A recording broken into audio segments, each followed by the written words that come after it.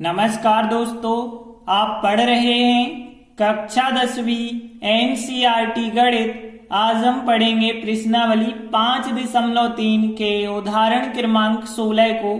तो उदाहरण क्रमांक 16 क्या है? टीवी सेट की बात हो रही है, मतलब जो टेलीविजन होते हैं उनका एक निर्माता था, निर्माण करने वाला एक व्यक्ति था। उसने तीसरे वर्ष में 600 टीवी का निर्माण कर दिया और 7वें वर्ष में 700 टीवी का उत्पादन किया, मतलब निर्माण किया।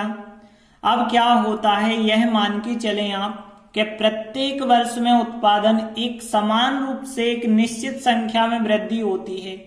मतलब पहले वर्ष में जितना उत्पादन किया, फिर दूसरे वर्ष में कुछ उत्पादन बढ़ जाएगा, फिर तीसरे वर्ष में बढ़ेगा, चौथे वर्ष में बढ़ेगा, ऐसे एक निश्चित संख्या में बढ़ता है। ऐसा नहीं कि कभी 50 बढ़ा, कभी 30 बढ़ा, 40 बढ़ा, नो, निश्चित बढ़ता है।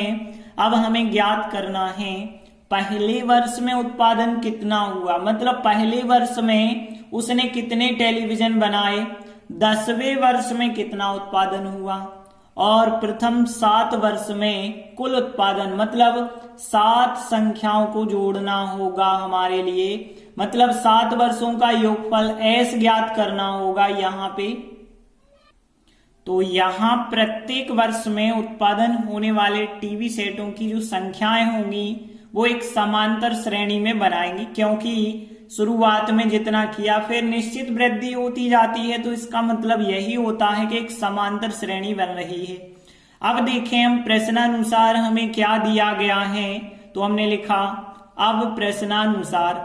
अब देखिए हमें प्रश्न में कहा गया था तीसरे वर्ष में 600 टीवी का उत्पादन होता है। इसका मतलब ये हुआ कि तीसरा पद जो A3 है वो कितना है, 600 है, तथा आगे बढ़े हम 7वें वर्ष में 700 टीवी का उत्पादन होता है।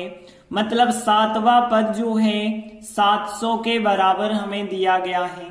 अब देखिए तीसरा पद 600 के बराबर है और तीसरे पद का डायरेक्टली फार्मूला यदि हम देखें तो क्या होता है, तीसरे पद का A प्लस एक कम D लेना, मतलब तीसरा पद है तो 2D लेंगे बराबर 600।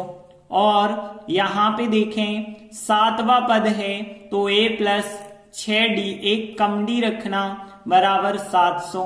तो देखिए यहाँ पे इसे हम समीकरण 1 बना देते हैं, इसे समीकरण 2 बना लेते हैं। अब हम इन दोनों को हल करके A और D के मान ज्ञात करेंगे। तो इनको अब हम कैसे हल करेंगे, विलोपन विधि से। यहाँ पे A के गुणांक समान है, यहाँ एक। जब गुणांक समान होते हैं तो हम विलोपन विधि से या तो जोड़ते हैं या घटाते हैं। और A और A समान है, धन धन के हैं, तो घटाएंगे। समीकरण 2 बड़ा है, समीकरण 1 छोटा है, तो समीकरण 2 में से समीकरण 1 को घटा लें। समीकरण 2 माइनस समीकरण 1, A में से A घटाया, A और A अलग हो गए। 6D में से 2D को घटाएंगे तो 4D बचेंगे। 700 में से 600 घटाएंगे, 100 बचा होगा। अब 4D बराबर 100 आया तो D बराबर आएगा 100/4। 4 का भाग 100 में यदि आप देंगे तो D बराबर आ जाएगा 25 चौके 100 होता है, तो D का मान 25 आ गया।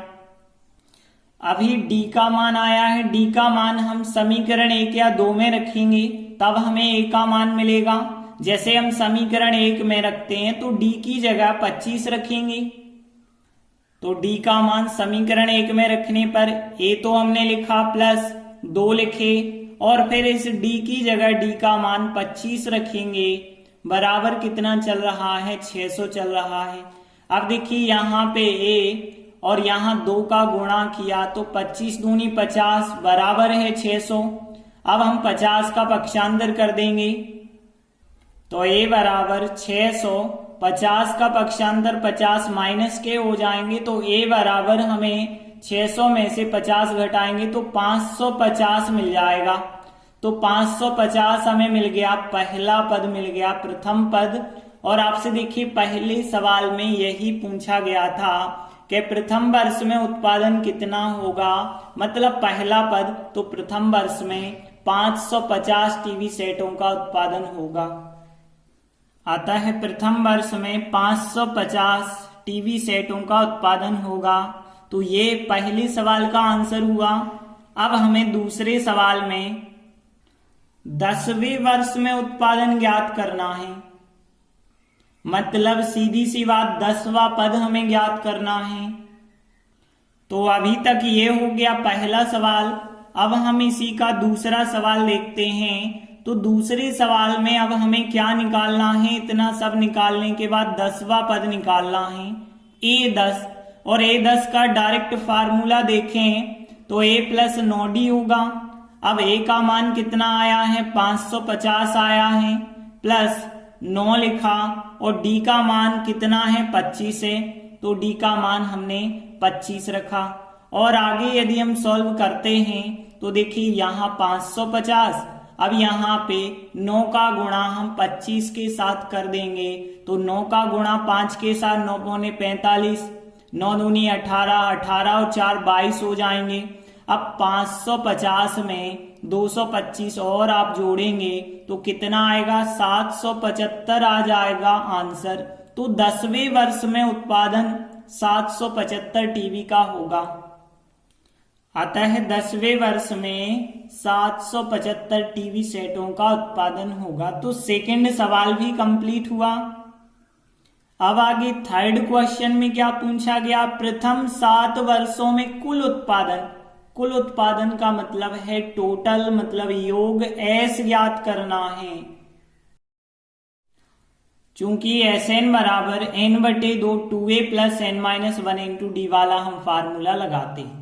देखिए अंतिम पद वाला फार्मूला लगा दो तो उससे भी आंसर आ जाएगा। तो यहाँ कोई भी फार्मूला आप लगा सकते हो। अंतिम पद वाला इसलिए क्योंकि हमें 7 पद का योगफल निकालना है, तो n का मान 7 रखोगे। और 7वां पद क्वेश्चन में आपको 700 दिया गया था, वो भी आप लगा सकते हो अंतिम पद वाला। हम इसी फार्मूला से करके बता दे रहे। तो n की जगह पे 7/2 लिखा, फिर 2, a का मान कितना आया है? 550 आया है, 550 लिखिए। n का मान कितना रखना है? 7 पद का योगफल निकाल रहे हैं तो 7 रखेंगे, -1।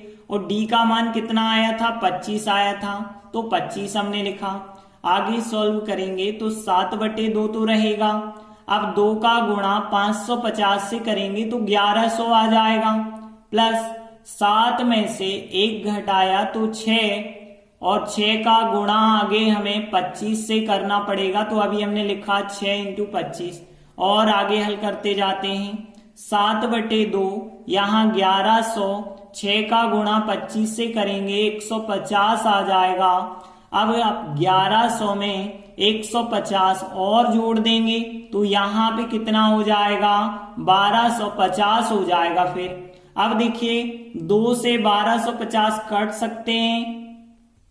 तो यदि 2 से 1250 को काटोगे तो 2 × 6 12, और 25 दूनी 50, तो 625 बार कटेंगे, लेकिन 7 तो यहाँ बच गए हैं। अब हम 7 का गुणा 625 से करेंगे तो आ जाएगा 4375। अब देखिए हमसे जो पूछा गया था प्रथम 7 वर्षों में कुल उत्पादन कितना होगा, तो हम अंत में लिख देंगे। अतः प्रथम 7 वर्षों में कुल उत्पादन 4375 टीवी सेटों का होगा। इस प्रकार से उदाहरण 16 कंप्लीट हुआ। धन्यवाद।